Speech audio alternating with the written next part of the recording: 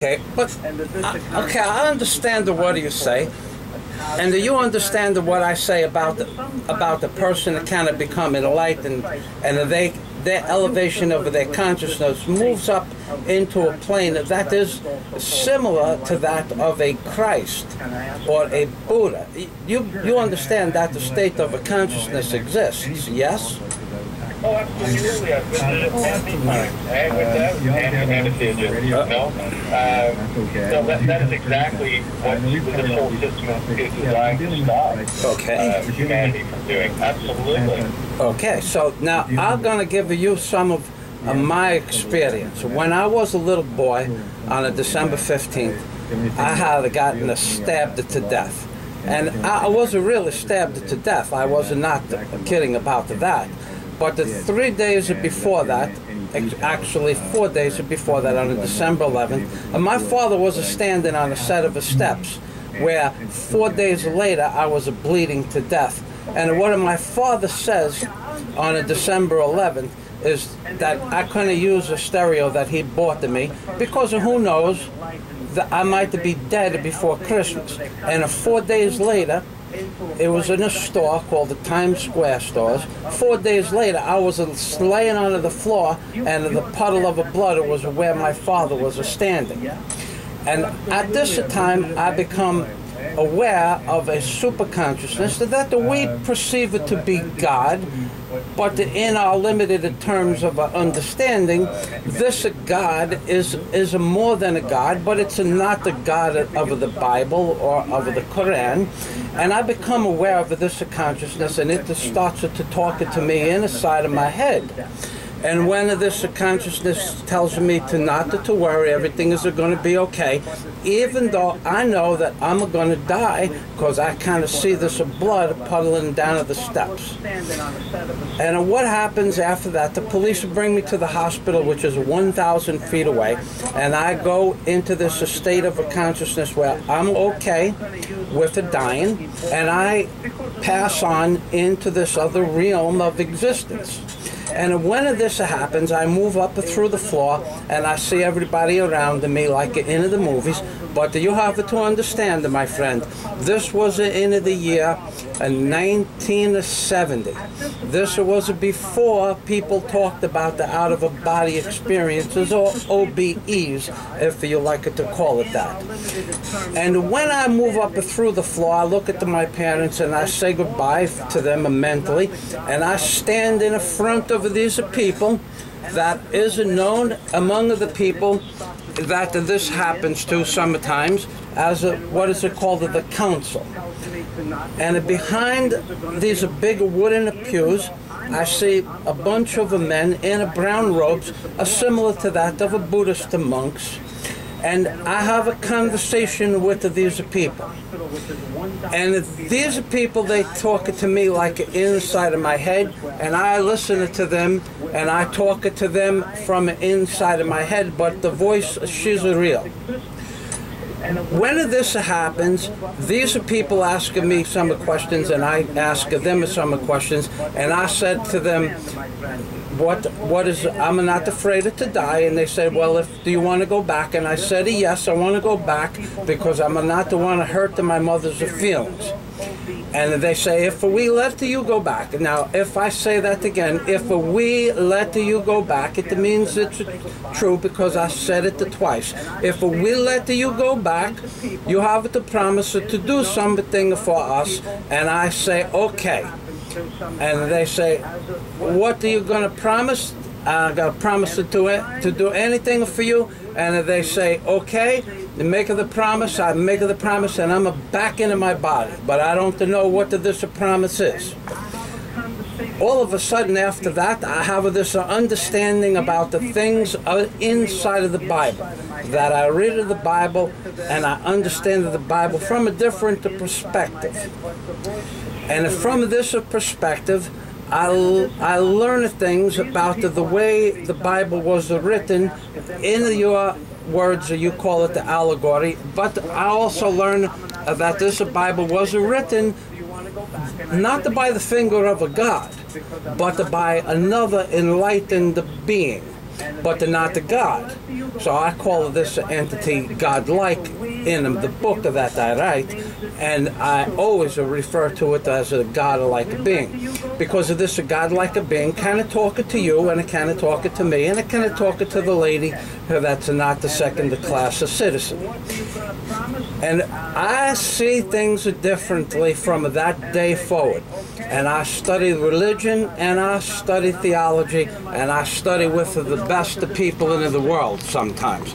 I study with the people from NASA, I study with the people from Malloy College, which is a Christian college, and I study from people from all over the Eastern principal philosophies, all over the world in New York City. And I learn about cosmic consciousness, which is a term called by a person named R.M. Buck, Robert Maurice Buck, I believe his name is, and he talks about how certain people can become super conscious and aware of this God-like consciousness. And I practice these principles all of my life, and one day I look at the Bible, and I read the Bible from front to back. I read it many times, not the 10 times, not the 20 times, or maybe 50 times. And I realize that there's a pattern in the Bible, and that these patterns from the different books mean the same thing. And I say to myself while I'm reading this, there's a way to prove that the God exists. I know this in my head when I was a little boy, but I not to know how.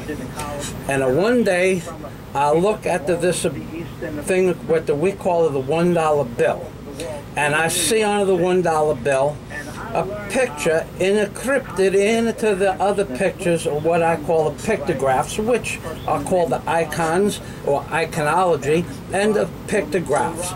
And I realized that on the $1 bill is a picture of the sixth wing of seraphim that's set on the end of the Ark of the Covenant. And when I look at this, I said to myself, because I'm reading the Bible at the same time, and I read it at the sixth wing of seraphim has 6 wings, which is the highest angel, the hierarchy of the angels. And I look at the pictograph on the $1 bill on the end, which would be the end of the covenant, with a microscope, and I see that right next to what it looks like a little eye is 6 lines, and that on the other side is 6 lines, and the opposite side is 6 lines. So I realized that the 6th wing of seraphim looks like it's on the thing because of the number of the 6 wings. And I started to study this $1 bill, and I find that the entire reverse of the $1 bill, and I'm not kidding you, I discovered that the entire reverse of the $1 bill is an exact replica, to scale, according to the measurements that were given to Moses in the book of Exodus. And I look at this $1 bill, and I'm in amazement for myself. I cannot look at the bill, I cannot read the Bible anymore, because I realized that somebody put the picture of the Ark of the Covenant on the $1 bill. And I study this for about 1 year before I make the big decision in 2003 to write a book about this. And I do this. I write to the book saying that the Ark of the Covenant, in the exact measurements, when you understand what size a cubit is, and the cubit can be any size. In the olden days, a cubit is usually the length of the forearm, but when you have to read a map, because I'm a pilot, and also I'm a tugboat captain, and I'm a jet mechanic, so when you read the map, there's a legend on the map. If you kind of find what the legend is, you kind of see what the measurement is for the cubit. And I look on the $1 bill, and I measure everything on the $1 bill, and I look and I write these numbers down, and I realized that the measurement for the cubit that was given to Moses is the measurement between the top, or what is it called, the table, out of the top of the Great Pyramid, and the base of the little triangle that the eye of God sits in. And that the measurement is exactly 0.83 thousandths. And when you take that measurement and he uses that the measurement for the measurements that this entity that we call a God-like a being. It gives it to Moses. The Ark of the Covenant appears on the back of the dollar bill, a true scale, within a 10,000th of an inch accuracy. And I want to know who puts this on the dollar bill. And I started to read the Bible, and I realized that not only is it the Ark of the Covenant on the $1 bill, but the 4 and the 20 elders is on the $1 bill, worshiping the Lord God day and night, just precisely as it says in the Bible.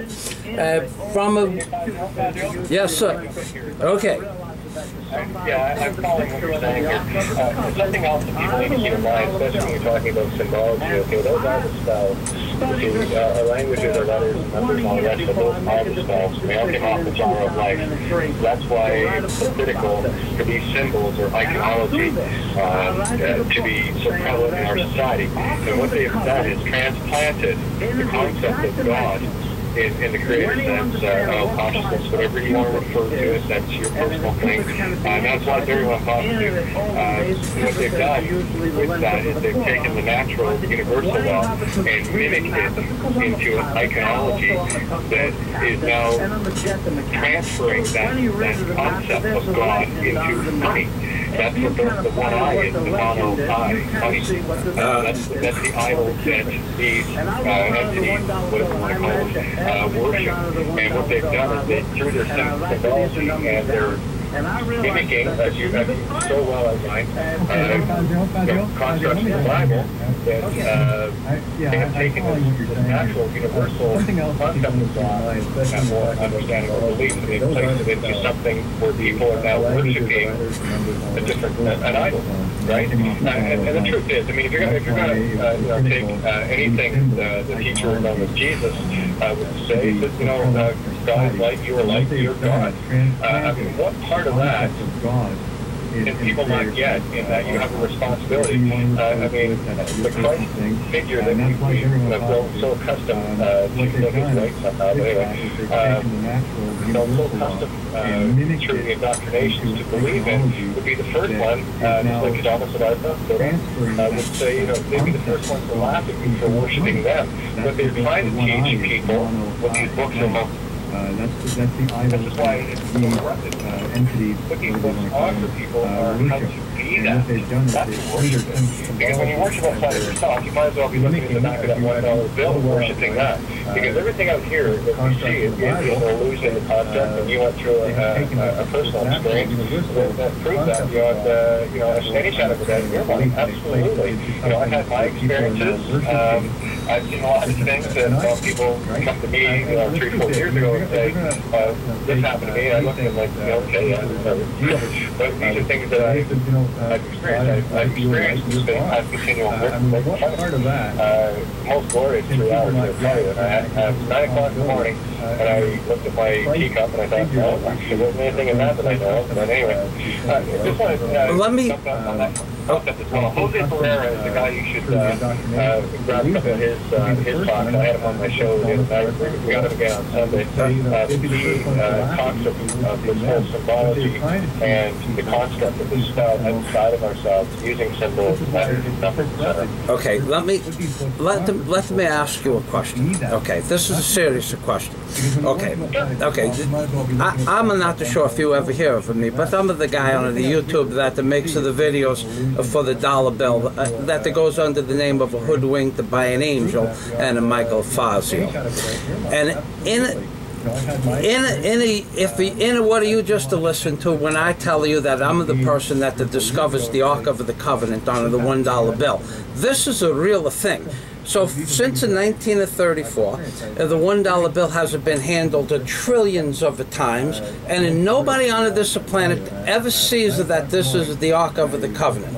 and understanding that it is the Ark of the Covenant, because I put a $10,000 Fazio challenge out to the world many times in many videos. I say, if you think that you can prove it's not the Ark of the Covenant, I take my proof and I fly you and your base to wherever we have to go, to a hotel in New York City, and we get a jury of our peers, and I prove that you're wrong. I send my challenge to the Vatican. I send it to George Washington University, to Mr. Ed Klein, who's supposed to be the world's leading expert on the Ark of the Covenant. If anybody would have known, he would have known to challenge me, but he won't respond or answer my phone calls. So what do you think? I ask you this question personally. What do you think that this happens to me, that I'm the person in the world that sees that the Ark of the Covenant is on the $1 bill, and I publish this fact, and that's a true story. But I also find on the $1 bill the skull and bones that represents the Yale Skull and Bones Society from the year 1832. And on the top of that, I find the Bohemian Grove owl on the $1 bill that represents the Bohemian Grove and the presidents and the political system of the United States. So in those three things, excuse me? Okay, but in those three things, I'm the only person. I'm going to ask you. I'm not you said we found the thing that there. Okay, what are you going to ask me?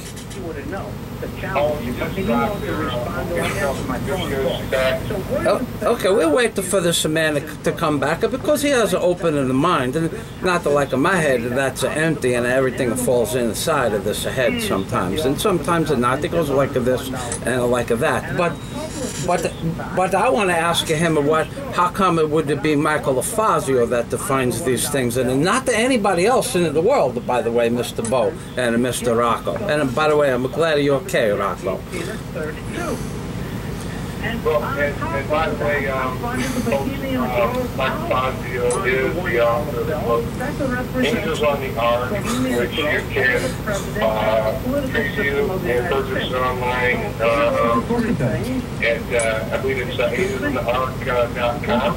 Angels on the Ark in the Google, and you go straight to my website. It's a 100% secure website to buy. PayPal and GoDaddy.com. But that's thank you very much for that plug, Bo. That's very nice of you. Fazio, I got bumped off there. I was trying to ask you a question of you. I'm not disputing anything you've done at all. I mean, yeah, all the symbology there is all over it. Yeah, Bohemia, all the rest of it. You can see aliens on there too if you want. No, sir. No, sir. Hang on. I gave you your minute, okay? Okay, go ahead. Radio, you make your point, I'll make mine. But I won't tell you you're wrong either. I will listen to what you have to say, so I would ask the same courtesy. Thank you to at least have a look at the perspective. Because the minute we decide we know something, the minute we decide we think we're right, the minute we're blind. So that's why I'm always wrong. I have no problem with anyone telling me that either. I know I'm wrong, and I'm still on this planet. Here's the only question, the fundamental question I'm going to ask you about the research you've done. Have you ever thought to ask maybe why they did that? Of course, I understand why they do this. That is why I wrote in my book, Angels on the Ark, because when I was stabbed to death, I understand that I kind of proved that this higher power exists. And this higher power is more than what we understand God to be. You said something before which makes perfect sense. You said that you understand that you are a part of the Godhead. And I am a part of the Godhead, and that everything that we perceive in this world is like an illusion, or similar to like a dream or an image miraculously projected through the senses of our sensory perception. And that is telling me that you have a higher understanding of this super consciousness. And why they put these things on the dollar bill is because, and I'm going to tell you why they put them on the dollar bill right now. They put the Ark of the Covenant on the entire reverse of the $1 bill because because it is the largest pictograph on the bill, and it represents the Vatican. And the people that control of the Vatican are the same people that represent the Illuminati. Why they put the Bohemian owl on the back of the $1 bill? When you fold the $1 bill in what I call a phazogamy, when you fold the $1 bill in this fashion, one simple fold, and you kind of see an exact replica of the great horned owl. It's not the like of the great. Okay. Okay. And they put Let me make it clearer for you, because it's a concept I'm after here. This is not for your benefit or mine, it's for the listeners, okay? Because I know you know what we're doing. All right. Now, I think like a radio host, because I am one. All right? Okay, good. Now, the question is, why? Yeah, of course, the Illuminati, Vatican, and everything else. What is the fundamental why they would do that? They did. Okay, they did it because before the age of computers, before computers existed, they needed a methodology in which to converse with one another to see who was on the hierarchy of the scales. And in the different societies, depending on your wherewithal understanding of the King James Bible specifically and the pictographs on the $1 bill, it's a codices between the pictographs on the $1 bill and the King James Bible. And depending on your understanding, you could go to the Bible, to any chapter and verse, and say, how do I see the 4 and 20 elders on the $1 bill? And if you knew how to show them the 4 and 20 elders, which they exist, and it's in my book, it's actually a picture of the 4 and 20 elders depicted on the $1 bill that worship the Lord God, which is represented as the word one, because in God we trust one. When they asked you how do you see the 4 and 20 elders, if you don't know, then you're at a certain level. Similar to the signs that are used in Masonic signing and other types of cult type systems that you need to sign, or you need to show somebody you understand their phenomena, let's say. So if you know how to show somebody the 6th-winged seraphim, or if I said to you, how do I see the entrance to King Solomon's temple on the $1 bill, represented in Kings 1 Kings 6:31, the entrance into King Solomon's temple, it gives it to you in the measurements of cubits. And I said to you, how do I see the double doors that are 5 cubits in dimension, each 5 cubits wide? How do I see them? Yes. Okay. Purpose, and I can tell you exactly what the King of Solomon is. It's not what it describes in the Bible. You got to get a little bit metaphorical with this, okay? The temples on the side of your head are the pillars of Hercules. Those are that's why they call them temples, left and right, okay? And when we're dealing with Solomon, we're dealing with the soul of man, the sun, and the star, the star, which is both actual and feminine, by the way. Sun being maybe son and daughter, or the sun in the sky, or anything that's star or stern is feminine. That's basic etymology. What I'm asking you is this. What do you feel is the purpose as to why they did that? What is their end goal? Their end goal is to prove that they control this world. The Bible, I believe the Bible was written as a storyline, like a Steven Spielberg movie, and that it's being played out.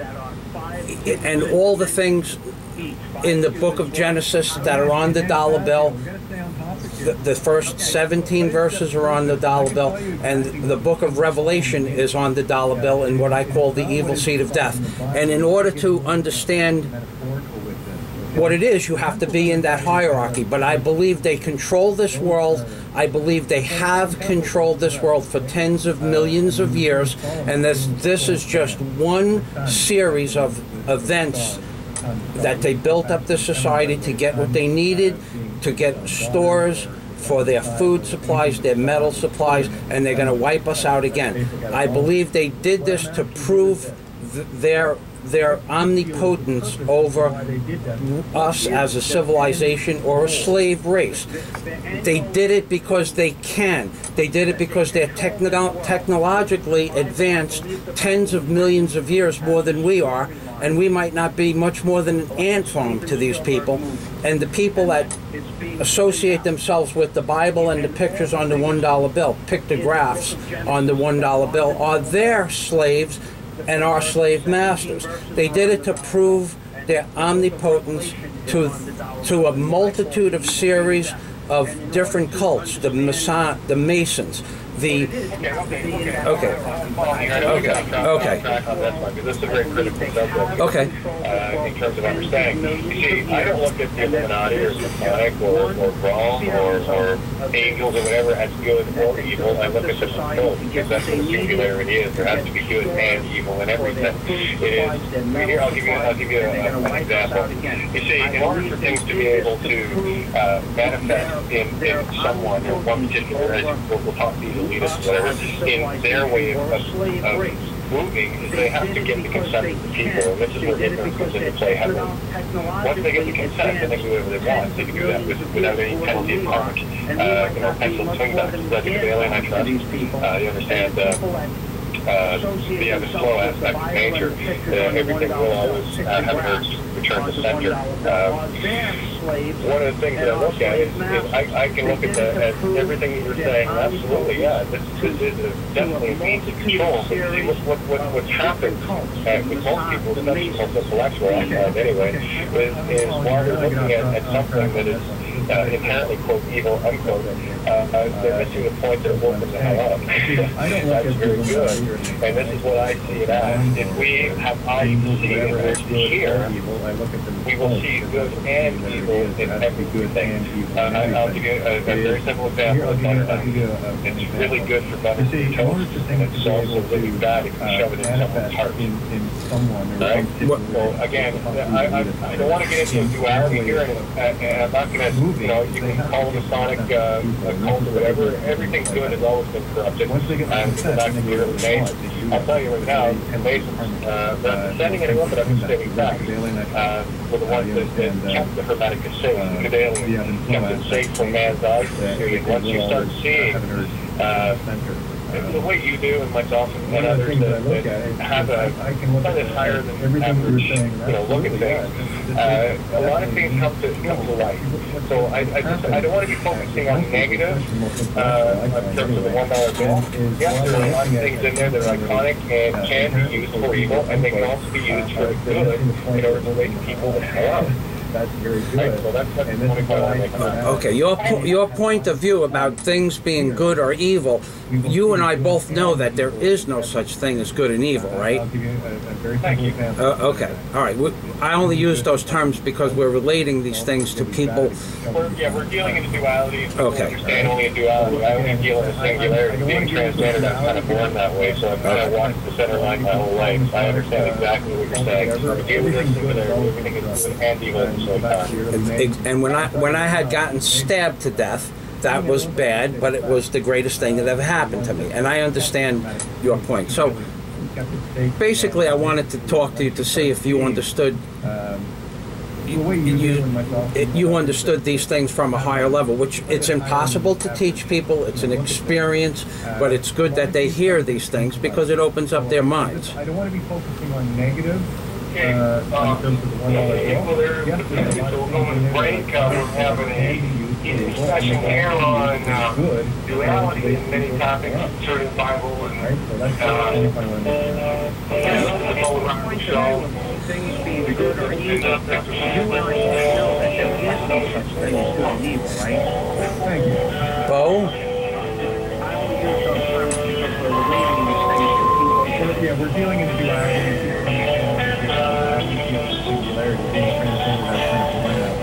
Ladies and gentlemen, that's my experience with this gentleman on the Bo and ROCKO show on January 30th of 2013. This is a very nice man I was speaking to this tonight. And maybe I'll put this on the... And now we get to the static, ladies and gentlemen. Excuse me. This is my experience on the Bo and Rocco. And this is a man who I talked to on the Bo and Rocco show. He knows exactly what I'm talking about, which not that many people understand what I'm talking about. It was a pleasure to talk to this man who understands these things, ladies and gentlemen. Because in this world, only 1 in 10,000 of people understand what we just said. I'm going to shut off of this video. Well, maybe I'll leave this video on and see if this man that comes back, I get a drink of the water. I put this phone down, I get a drink of the water, and then I put this water in the glass over here like this, because I like the water. I just talked for 35 minutes, and my voice, she's starting to crack up a little bit, but I have this nice distilled water. I have to fix it out right now. I have to fix it out. Get her some lemon later on. Hey, Bo? Bo? What?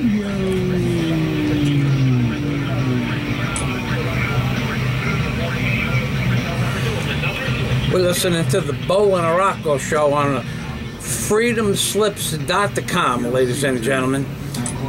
And we're listening to this Bo and Rocco show. And he's on every Wednesday night from 10 o'clock at night to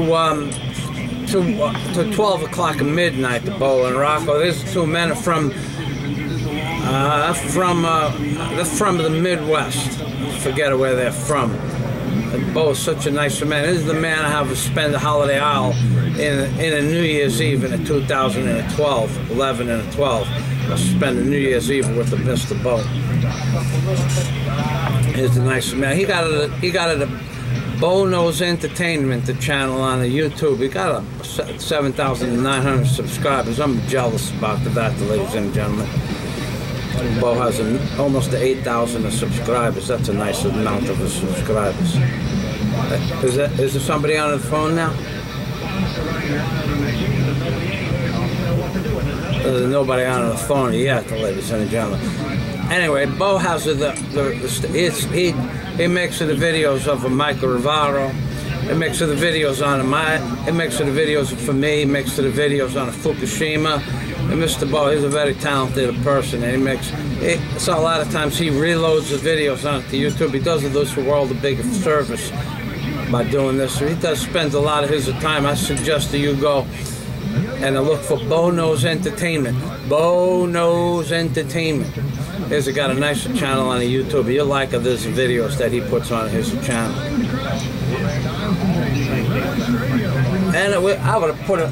This is hot. It was 85 degrees here in Key Largo today, ladies and gentlemen. Under the back of my house was 85 degrees, maybe a little bit more.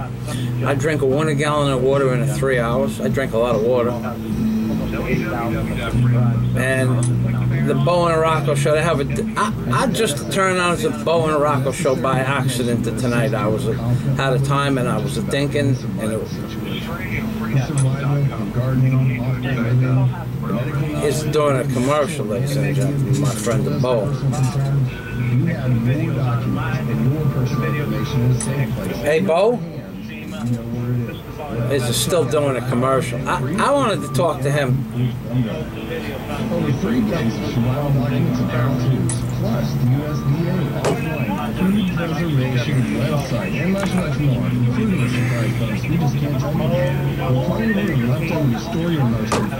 I'm going to ask this man when I'm done, when he comes back, I'm going to ask him how come he thinks that was my experience to find the skull and bones with the teeth and the Bohemian owl.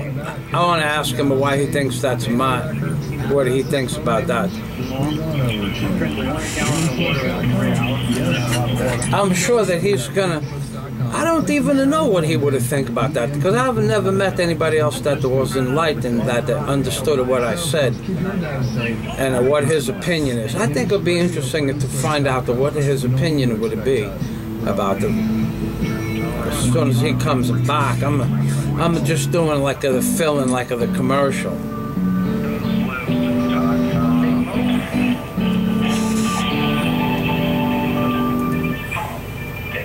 I'm gonna do like the filling, like the commercial. Oh my God, I put it at the thing on there. I hope that does not make a difference. I was not paying attention, and the girl was dinging on my doorbell. She was dinging before. I didn't even see that. I see that I have the doorbell that she's a ring, but I never go out there. And anyway, I'm going to ask this man how come he thinks I'm the person that discovers this. Because when in a theory, when of the Bible, in a theory, when of the Ark of the Covenant is rediscovered, of the world that ends. And also, I'm going to make a note of this: when that the Lord, he publishes His word. Publishes His word like the sands or the dew in the Deuteronomy 6:32, I think. The fine dew, F-I-N-E, the fine dew in the Deuteronomy. He publishes His word like that. The Lord, He says He's going to publish His word in a book or a scroll throughout the whole world. And the Bible and the $1 bill accomplishes the Lord publishing His word. Hello? Okay, so right there, Michael was supposed to be muted on the break, by the way, for future reference, but anyways, you're listening to Going Off the Show here. We're back to hour number 2 with King and Gaia. We have Dr. Fazio on with us, and our buddy Sloan. Your somewhat host Bo and ROCKO. That's me. I'm also ROCKO Fan City. Fan City 1, I think YouTube channel, is that right? That's right. Got that good stuff going there. One of the coolest names on the planet. I mean, that's how I just roll up stuff. Actually, I'm sure you were born to be on radio. BoKnowsEntertainment, ROCKO Fan City. That's right, we're here. And I'm planning to paper tomorrow to have ROCKO and coffee. Let's get on the Eagle now, huh?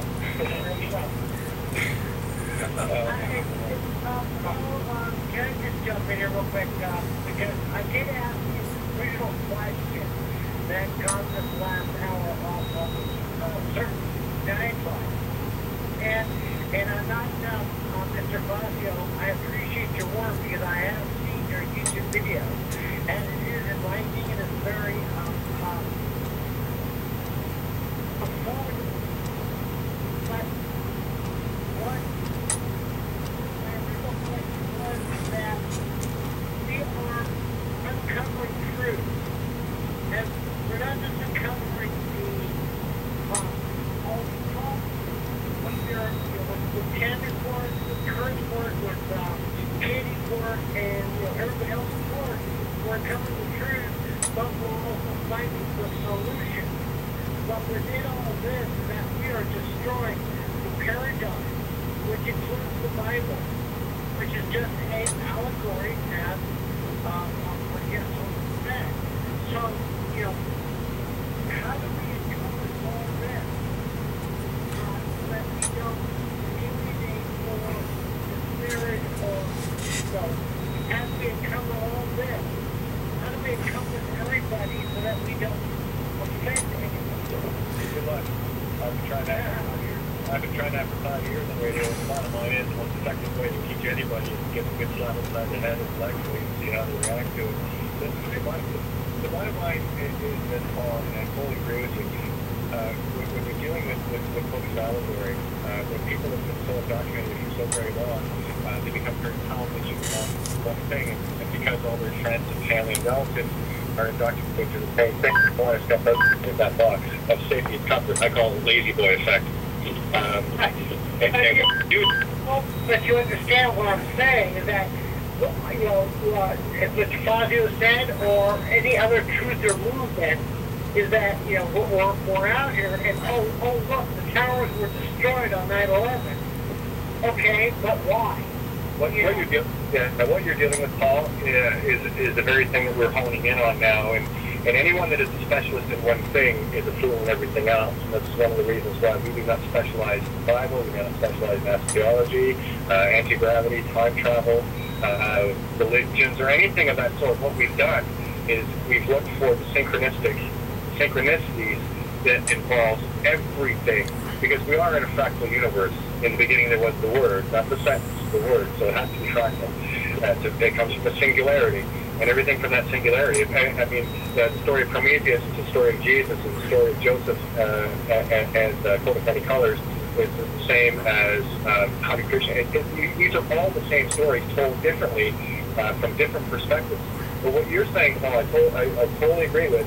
When we get tunnel vision into one subject or another, the science of the law, all of this comes together onto one table. And when you start seeing the synchronicities of all of it working together, then the pictures start getting clearer. I'm not saying it's an easy way, an easy thing to do. It does take a lot of time and a lot of research in a lot of different areas. And so we cannot limit ourselves to, studying the Illuminati or studying Rome or studying law or studying geology. We have to look at it all, and we have to see how it all comes together.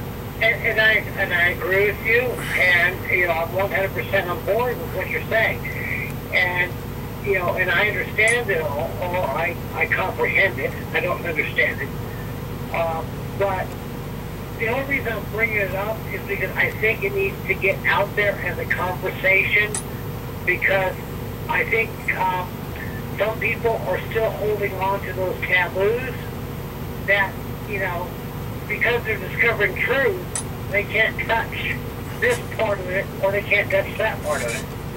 Yeah, we limit ourselves, Paul, absolutely. And the honest answer to your question is, how do we not offend? How do we not do?